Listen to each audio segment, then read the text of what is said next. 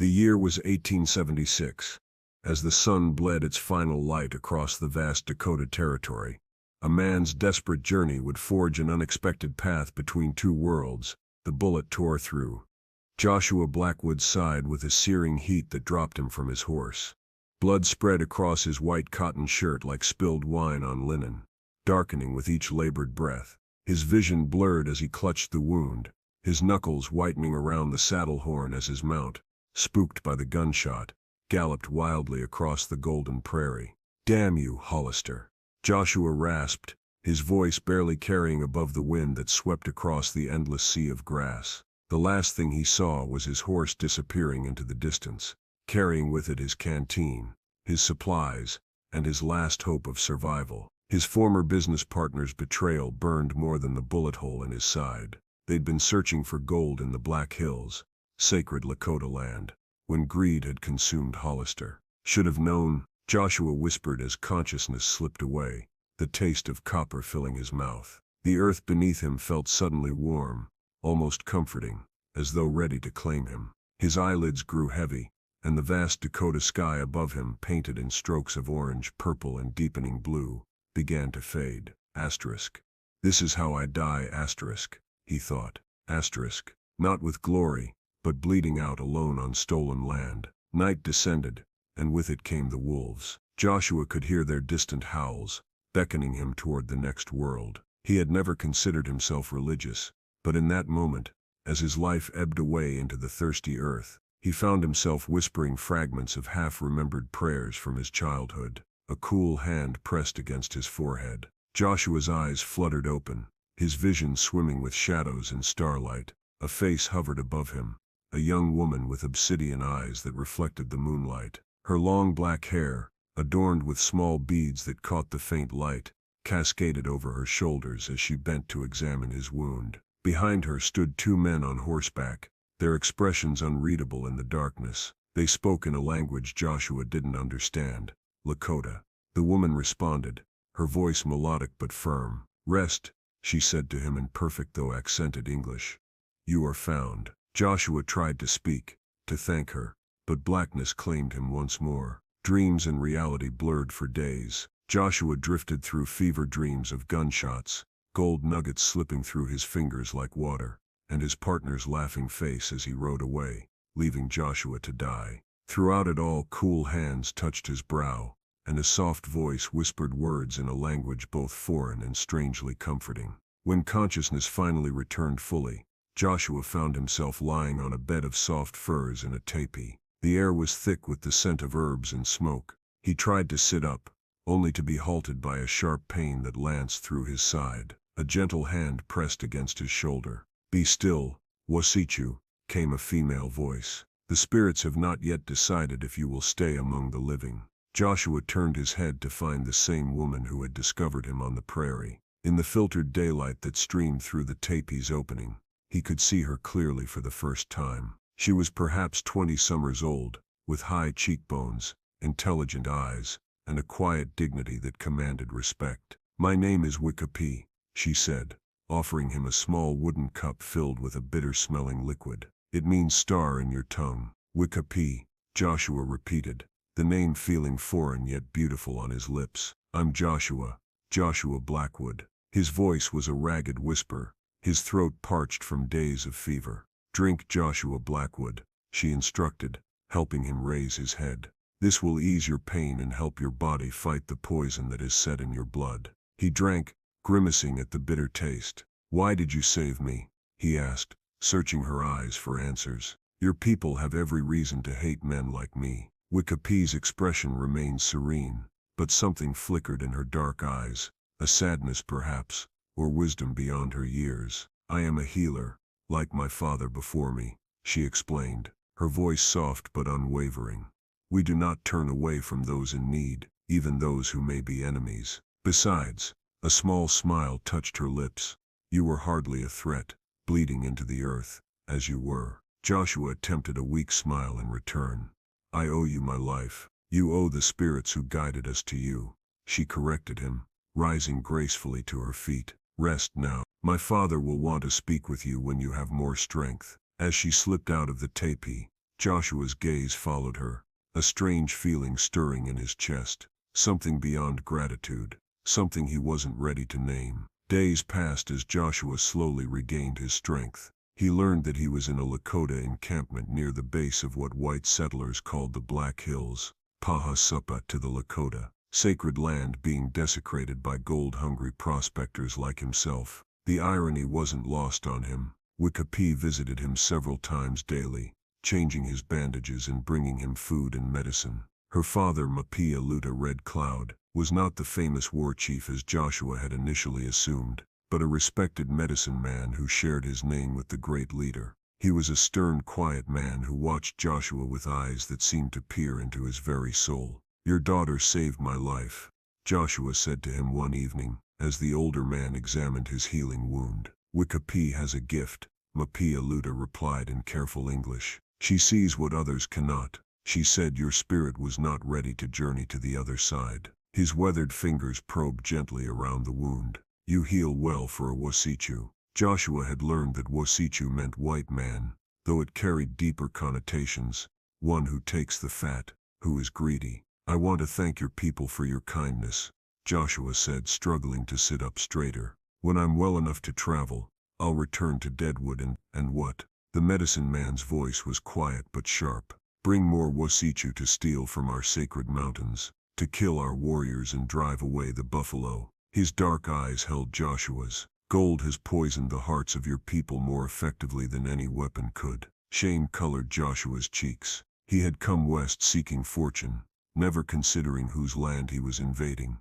whose sacred places he was desecrating. Before he could respond, Mapia continued. "The council has agreed you may stay until you are fully healed. After that," he let the sentence hang unfinished in the air between them. After the medicine man left, Joshua sat in troubled silence. Outside he could hear the sounds of the camp, children laughing, women calling to one another, the rhythmic beating of a distant drum. It was a world so different from his own, yet somehow it felt more honest, more alive than the grimy saloons and cutthroat claims of Deadwood. Later that evening, Wikapi returned with a bowl of stew. As she handed it to him, their fingers brushed, and for a moment, neither pulled away. "Your father doesn't trust me," Joshua said finally, breaking the silence. Wikapi sat cross-legged beside him, her movements fluid and graceful. "My father has seen many promises broken by the Wasichu. It is not you he distrusts, but what you represent." Joshua nodded slowly. "And you, do you distrust me too?" Her gaze met his, unflinching. "I trust what I see in a person's eyes, Joshua Blackwood. And yours?" She paused, a small smile playing at the corners of her mouth. "Yours are troubled, but not evil." "I came here for gold," he admitted, feeling a need for honesty that surprised him. "Never gave much thought to whose land I was on. And now I'm not sure of anything anymore." He stared into the bowl of stew, watching the steam rise in delicate curls. "Except that I owe you a debt I can never repay." "Perhaps you can," she said, rising to her feet with a mysterious smile. "When you are stronger I will show you." As the days passed, Joshua's strength returned. Soon he was able to walk outside leaning on a staff Mapia had crafted for him. The Lakota children stared at him with open curiosity, while the warriors watched him with wary eyes. But gradually, as he showed respect for their ways, learning phrases in their language, observing their customs, some of the tension eased, and through it all, Wikapi was his guide, his teacher, and increasingly, his reason for waking each morning with anticipation rather than dread. "The Wasichu call it wanting what you cannot have," Wikapi said one evening as they sat on a hillside overlooking the camp. The setting sun painted her profile in hues of gold and amber. "But my people believe that the heart knows no boundaries. It simply recognizes its other half, even across worlds." Joshua's hand found hers in the tall grass, their fingers intertwining like vines reaching for the same light. 2 months had passed since the Lakota had found him bleeding out on the prairie. His wound had healed, leaving a puckered scar that pulled when he laughed, something he found himself doing more often in Wikapi's presence. "Where I come from," he said softly, "people wouldn't understand this. They'd call it wrong." She finished for him, turning to meet his gaze. There was no judgment in her eyes, only a wisdom that continued to humble him. The same is true among my people, Joshua. Some things are not meant to be understood by all. In those months Joshua had learned to set snares for rabbits, to identify healing plants that Wicca used in her medicines, to move more quietly through the forest than he'd ever thought possible. He'd witnessed the Lakota's profound connection to the land, not as something to be owned or exploited, but as a living entity to be honored and protected. And somewhere along the way, as summer gave way to autumn, the man who had come west seeking gold found something far more precious. I don't want to return to my world, he confessed, the words rushing out like water breaking through a dam. There's nothing for me there but greed and emptiness. Wicca's expression grew serious.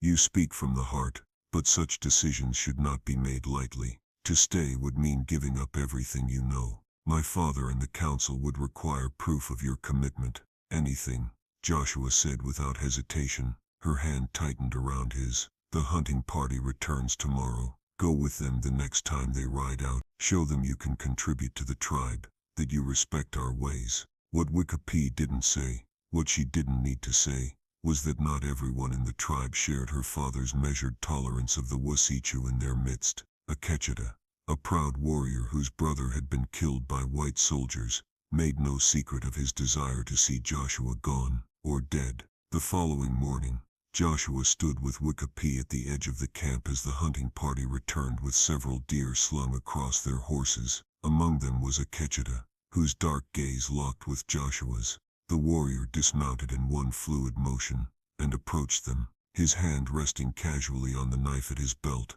The medicine man's daughter spends much time with the Wasichu, he said in Lakota, though his eyes remained fixed on Joshua. Some wonder if she has forgotten who she is. Wicca replied in the same language, her voice firm though Joshua couldn't understand her words. Whatever she said caused Akecheta's jaw to tighten. Tell him. Akecheta switched to English, addressing Joshua directly now, that we ride at dawn to hunt buffalo. If he wishes to prove himself worthy of breathing Lakota air, he should join us. A cold smile curved his lips. If he dares. After the warrior stalked away, Joshua turned to Wicca. What did he say to you? She watched Akecheta's retreating form, her expression unreadable. He said that I am forgetting the blood that runs in my veins. Then meeting Joshua's concerned gaze, she added, and he has invited you to join tomorrow's buffalo hunt. Joshua nodded slowly, more like challenged me. Yes, she agreed, worry creasing her brow. Ikecha is a great warrior, but his heart is clouded by grief and anger. Be careful, Joshua. Buffalo hunting is dangerous even for those who have done it all their lives. He reached out, gently tucking a strand of hair behind her ear. I'll be careful. I have too much to live for now. The sincerity in his voice brought a soft blush to her cheeks, and for a moment they stood suspended in a world of their own making, oblivious to the curious and disapproving glances cast their way. Little did they know that as they stood there, Hollister and a group of miners from Deadwood were making plans of their own, plans that would test not only Joshua's newfound loyalty, but the very bonds that had grown between him and the woman who had saved his life. Dawn broke cold and clear, painting the eastern sky in strokes of pale gold and lavender. Joshua stood beside a dappled gray horse that Mapia Luta had provided, his breath forming small clouds in the crisp autumn air. The medicine man had also given him a bow and a handful of arrows, though Joshua doubted his ability to use them effectively from horseback. Remember what I showed you, Wikachi said softly, adjusting his borrowed buckskin shirt. Her fingers lingered on his chest just above his heart. The buffalo is sacred to my people. Take only what is needed. Honor the spirit of what is taken. I'll remember, he promised, covering her hand with his own. Ikecheta approached on his painted warhorse, his expression impassive as he surveyed Joshua. The Washichu is dressed like a Lakota, but we will see if he hunts like one, he said loud enough for others to hear. Several warriors chuckled. Joshua said nothing, simply nodding respectfully. Over the past months, he'd learned that actions spoke louder than words among the Lakota. The hunting party rode out as the sun cleared the horizon, a group of 15 warriors with Joshua riding at the rear. They traveled for several hours, following the subtle signs of a buffalo herd that only the most experienced hunters could discern. A tuft of dark fur caught on a bush, droppings, trampled grass. By midday, They crested a rolling hill, and saw them hundreds of massive dark forms grazing in the valley below, unaware of the hunter's presence. Joshua had seen buffalo before, but never so many, never so magnificent in their natural state. The sheer power they represented took his breath away. Lakota signaled for the hunters to spread out along the ridge. He rode over to Joshua, speaking in low, clipped English. "You stay here, watch, learn, do not interfere." His dark eyes held a warning. "These are not the cattle of the Washichu. These are the children of the earth. They will kill you if you are foolish." Joshua nodded, understanding both the practical advice and the test being presented. If he stayed behind, he would fail to prove himself. If he followed and made a mistake, he could endanger himself and others. The warriors began their stealthy approach, using the contours of the land to hide their movement. Joshua watched, waited, then made his decision. He urged his horse forward, following at a distance, observing the hunter's tactics with keen eyes. When the signal came, the Lakota burst from concealment, riding hard toward the startled herd. The ground trembled beneath the thundering hooves of hundreds of buffalo now in panicked motion. Dust rose in great clouds, and the air filled with the primal sound of the massive beasts bellowing. Joshua's heart pounded as he urged his mount forward, staying to the edge of the chaos as he'd been instructed during the hunting lessons. Wakachi's brother had reluctantly provided. He watched as warriors skillfully maneuvered alongside chosen targets, loosing arrows with precision into the vital areas just behind the front shoulder. Near the center of the churning mass, a large bull suddenly changed direction, charging toward one of the younger hunters whose horse had stumbled. The warrior was thrown, landing hard as his panicked mount fled. The buffalo bore down on the fallen man, who scrambled backward, reaching for the knife at his belt, a futile defense against nearly 2,000 pounds of charging fury. Without thinking, Joshua drove his heels into his horse's flanks, cutting across the path of the stampeding herd. Time seemed to slow as he nocked an arrow, just as Wakachi shown him drew back the bowstring and released. The arrow flew true, burying itself deep in the charging bull's side. The beast faltered, turning its rage toward this new threat. Joshua nocked another arrow, as the buffalo charged, waiting until the animal was almost upon him before releasing. This shot struck the bull in the throat, but still it came on. Joshua's horse reared in terror, nearly unseating him. As he fought to control his mount, Joshua saw Lakota appear as if from nowhere, driving his lance deep into the wounded buffalo's side. The great beast staggered, then collapsed in a cloud of dust mere feet from where Joshua had managed to steady his horse. For a moment, silence hung in the air between the two men, broken only by their labored breathing and the distant sounds of the retreating herd. The young warrior who had been saved scrambled to his feet, looking from Lakota to Joshua in stunned gratitude. Lakota's expression remained stern, but something had changed in his eyes as he regarded Joshua. He spoke a single word in Lakota. "Wakachitu," the young warrior translated for Joshua's benefit. "It means man." There was new respect in his voice. That evening, as the hunting party prepared to return to camp with their bounty, Joshua knelt beside the bull he and Lakota had brought down together. Following the Lakota custom, he placed his hand on the massive head of the buffalo and whispered words of thanks for the life that would now sustain the tribe. When he looked up, he found Lakota watching him. The warrior approached and crouched beside him, his voice low. "You risked your life for Chechi. Why?" Joshua considered his answer carefully. "Because it was right," he said simply. "Among your people, or mine, a man doesn't stand by while another dies if he can help." Lakota studied him for a long moment. "Perhaps there is more to you than the color of your skin, Joshua Blackwood." He extended his hand, offering a necklace made from a buffalo tooth strung on a leather cord. "You have earned the right to wear this." That night, around the campfire, the story of the hunt was told. Joshua's actions were recounted not with the derision he had expected, but with growing approval. When they returned to the camp the following day, it was with Joshua riding not at the rear but among them. And when Wakachitu ran to meet them, her eyes searching anxiously until she found him, the smile that illuminated her face was like the rising sun after the longest night of winter. Autumn deepened, painting the land in fiery hues of red and gold. Joshua found himself caught between joy and unease. Joy in his growing acceptance among the Lakota, in the deepening bond between him and Wakachitu. unease at the rumors that filtered back to the camp from other tribes. White men were pushing deeper into the sacred Black Hills. The treaty meant to protect these lands increasingly ignored. Your people speak of papers and promises, Mapia Luta told him one evening as they sat before the council fire. But these words blow away like leaves in the wind when gold is found. Joshua could not argue. He had seen the greed that transformed men like his former partner. Not all Washichu are the same, he said, though the words sounded hollow even to his own ears. The medicine man's gaze was heavy with the weight of history. No, some like you can learn to see with different eyes, but too few. A week later, as the first snow dusted the hills, the camp received visitors, a small party of Cheyenne warriors bringing news that made the council members' faces grave. When Joshua asked Wakechitu what had been said, her eyes were troubled. Soldiers are gathering at Fort Robinson.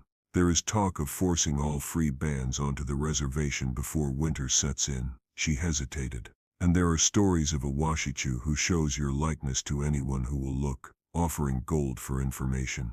Joshua felt a cold weight settle in his stomach. Hollister, the one who shot you. He nodded, his mind racing. If he's looking for me, it can only mean trouble. That night, Joshua could not sleep. He slipped from the teepee he now shared with several young unmarried warriors and made his way to the edge of the camp. The moon hung low and full, casting long shadows across the sleeping village. You are troubled, came Wakechi's voice behind him. She moved silently to his side, wrapping her blanket around them both against the chill. I'm putting your people in danger by staying, he said, his voice tight with conflict. Hollister won't stop. He's afraid I'll reveal what really happened, that he shot me and left me for dead after we found a rich vein of gold. And would you return to the Washichu world to seek justice? The question cut to the heart of his dilemma. Once, revenge would have been his only thought. Now, no, he said firmly. That world, that life, is behind me. But Hollister doesn't know that. He'll keep searching, and eventually, he'll find me. He turned to face her, taking her hands in his. I should leave, draw him away from your people. And go where? Her voice was soft but insistent. Back to Deadwood? They would never believe your word over his. To another place? He would only follow. Her eyes, reflecting the moonlight, held his. There is another way, Joshua. His heart quickened at the determination in her voice. In 3 days' time, my father will lead the ceremony of Hanblashiapi, what your people might call a vision quest. It is a sacred ritual, where one seeks guidance from the spirits. Her fingers tightened around his. If you participate, if you are granted a vision, it would be a sign to all that you are meant to walk the Lakota path. And if I'm not granted a vision, he asked, voicing the fear that lurked beneath his question, then perhaps that too is an answer. Her expression was solemn but tender. But I believe in you, Joshua Blackwood. I believe the spirits led us to you that night, for a reason greater than either of us, yet understands. The decision crystallized in his heart. I'll do it. What neither of them could know was that their conversation had not gone unheard. A figure slipped away from the shadows, moving silently toward the horses. 2 days later, Joshua was deep in preparation for the ceremony under Mapia Luta's guidance. He had begun fasting, purifying himself in the sweat lodge, learning the sacred songs he would sing during his solitary vigil on the hilltop. The camp's routine continued around him. Women preparing hides and food for the coming winter, children playing among the teepees, warriors tending to their weapons and horses. Few noticed the growing tension in Akecheta, whose newfound respect for Joshua seemed to be warring with some inner conflict. That afternoon, as the sun began its descent toward the western horizon, the camp's tranquility shattered. A young scout rode in hard, his horse lathered and heaving. Soldiers, he cried out in Lakota. Coming from the east, the camp erupted into controlled chaos. Warriors grabbed weapons, women hurried children into teepees, horses were gathered. Joshua found Wikapi outside her father's lodge, her face tight with worry. How many? He asked. A small party, perhaps 20, she replied. But why here? Why now? The answer came in the form of a voice Joshua had hoped never to hear again. That's far enough, Chief, called Hollister, his nasal twang carrying across the suddenly silent camp. He sat atop a bay horse, flanked by a lieutenant and a dozen blue-coated soldiers. His beard had grown longer, but his eyes still held the same calculating greed. Joshua remembered. We ain't here for trouble, just for a killer and thief. The Lakota warriors formed a protective semicircle before their families, bows drawn, lances at the ready. Mapia Luta stepped forward, his dignity undiminished by the threat before him. There are no killers or thieves here, he said in clear English. Only Lakota, who wish to live in peace on the land the Great Spirit gave us. Hollister's laugh was ugly. Peace, while you harbor a white man who murdered his partner and stole his gold. He scanned the faces of the gathered Lakota. Joshua Blackwood, show yourself, you coward, or do you hide behind women and children now? Joshua stepped forward, anger burning through his veins. The only murderer here is you, Hollister. You shot me and left me for dead. That's not how I recall it. Hollister sneered. Lieutenant, that's the man I told you about. Killed my friend Mitchell in cold blood, stole our claim papers, and ran off to hide with the savages. The young lieutenant looked uncomfortable but resolute. Mr. Blackwood, I have a warrant for your arrest. Please come peacefully, and no harm will come to these people. He's lying, Joshua said, addressing the officer directly. There was no Mitchell. It was just Hollister and me. He shot me when we found gold, wanting the claim for himself. Sad to see how living with Indians has affected your mind, Joshua, Hollister said with mock sympathy. Mitchell's family deserves justice. He turned to the lieutenant. He's not coming willingly, sir. The tension in the air was thick enough to cut with a knife. Joshua knew that if shots were fired, blood would flow on both sides. The Lakota would fight to the death, to protect their own. And somehow, against all odds, he had become one of them. Wait, Joshua said, raising his hands. I'll come. No one needs to get hurt today.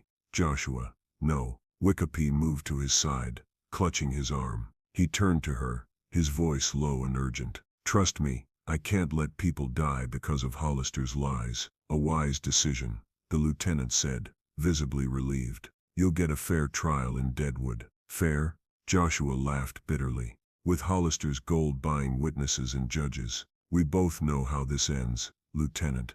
Before the officer could respond, a voice called out in Lakota. Akecheta stepped forward, addressing Mapia Luta, but loud enough for all to hear. When he finished speaking, a murmur ran through the gathered Lakota.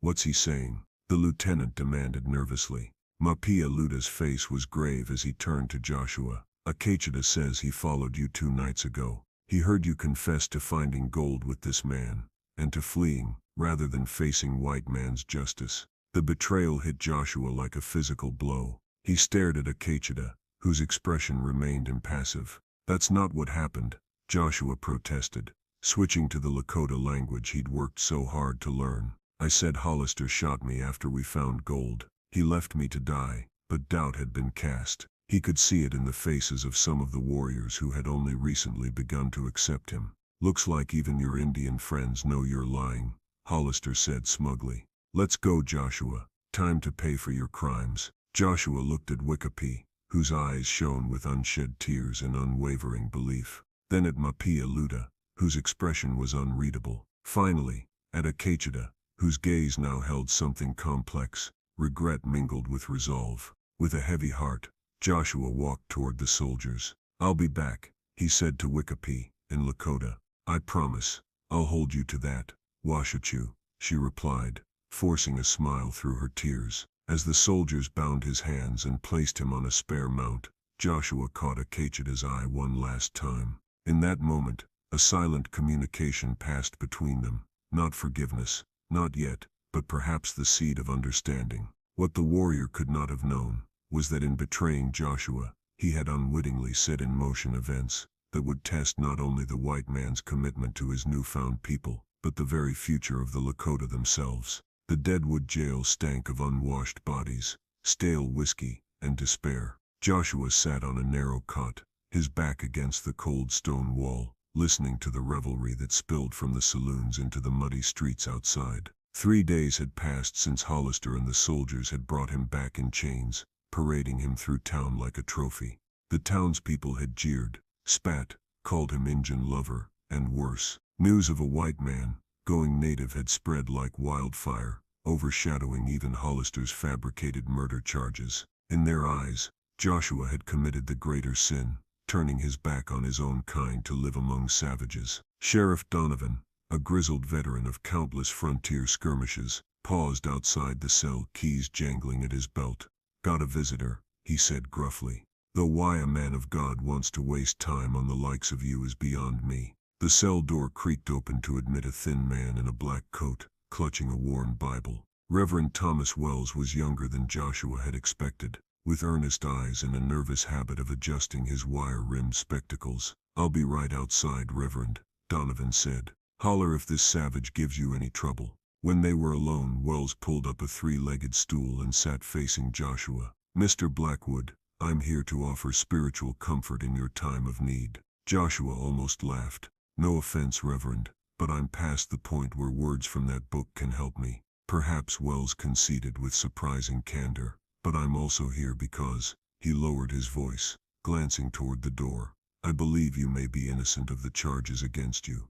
That caught Joshua's attention. "What makes you say that?" "Let's call it observation." Wells adjusted his glasses. "Mr. Hollister has become quite influential since his partner's disappearance. Generous donations to the church building fund, friendly with Judge Parker, buying rounds at the Grand Central Hotel." His eyes met Joshua's. Men secure in the righteousness of their cause rarely work so hard to curry favor. Hope, that dangerous, fragile thing, flickered in Joshua's chest. "Hollister's lying. There was never any Mitchell. He shot me after we found a rich vein, left me for dead on the prairie. And the Lakota found you." Joshua nodded. "They saved my life."